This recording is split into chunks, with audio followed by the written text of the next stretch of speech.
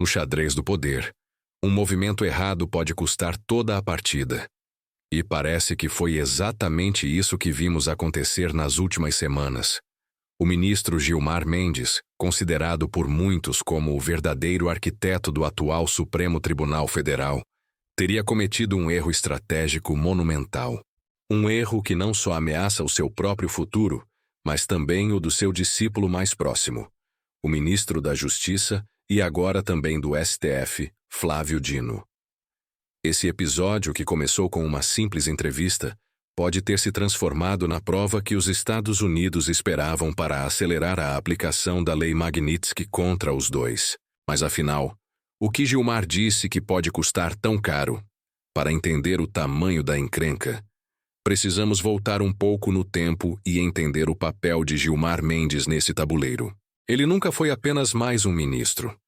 Para muitos em Brasília, Gilmar é o cérebro do ativismo judicial. Aquele que nos bastidores constrói pontes, articula alianças e garante que decisões polêmicas do Supremo se mantenham de pé. E foi dentro dessa lógica que surgiu a dobradinha com Alexandre de Moraes. Moraes seria o músculo, a ponta de lança, o homem da linha de frente. Já Gilmar ficaria na retaguarda, garantindo apoio político e jurídico, blindando o colega de eventuais reveses. Uma parceria eficiente que moldou o destino do país nos últimos anos. Só que a pressão internacional, especialmente depois das primeiras sanções contra Moraes e sua família, começou a abalar essa engenharia. E foi aí que Gilmar, talvez movido pela arrogância ou pelo desespero, resolveu dar uma entrevista.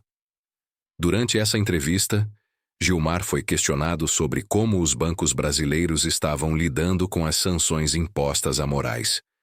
E a resposta dele, que parecia ser uma tentativa de mostrar força e tranquilidade, acabou se transformando em uma verdadeira confissão. Segundo Gilmar, os bancos interpretaram que as sanções não seriam aplicáveis no Brasil. Parece simples? Pois é exatamente aí que mora o problema. Essa declaração foi lida pelos americanos como a prova de que o sistema financeiro brasileiro está, sim, deliberadamente descumprindo sanções internacionais para proteger um ministro acusado de violações de direitos humanos. Na prática, Gilmar entregou de bandeja ao Departamento do Tesouro dos Estados Unidos a justificativa que faltava para elevar o nível da pressão. Não foi apenas um tropeço. Foi um tiro no pé com potencial devastador. E é aqui que entra o aprendiz, Flávio Dino. Informações que circulam em Washington já apontavam que, depois de Moraes, a mira se voltaria para Gilmar e Dino, vistos como os pilares da atual estratégia do Supremo. Mas a fala de Gilmar não só confirmou esse movimento, ela acelerou o processo. Agora, os Estados Unidos têm elementos para justificar sanções secundárias. Isso significa que não apenas ministros podem ser punidos, mas também banqueiros e executivos brasileiros que, segundo a leitura americana, estariam participando de uma espécie de conluio para proteger Moraes. Imagina o tamanho da crise se presidentes de grandes bancos como Itaú, Bradesco e Banco do Brasil entrarem nas listas da OFAC.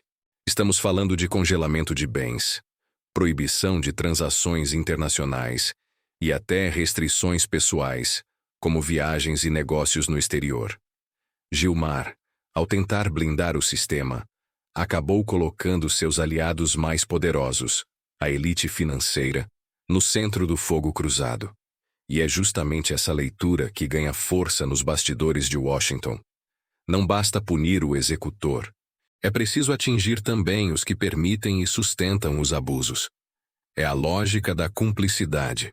No caso de Gilmar, seu império acadêmico e político em Portugal pode se desfazer em questão de dias, caso as sanções sejam aplicadas. Já Dino, que construiu sua carreira surfando na retaguarda dos grandes articuladores do Supremo, se vê agora na linha de tiro sem ter nem ao menos a rede de proteção que os veteranos possuem.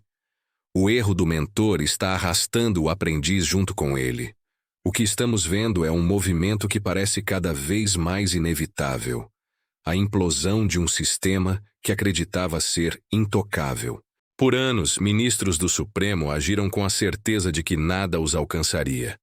Mas agora, a pressão externa ameaça desmontar, peça por peça, a blindagem construída com tanto cuidado.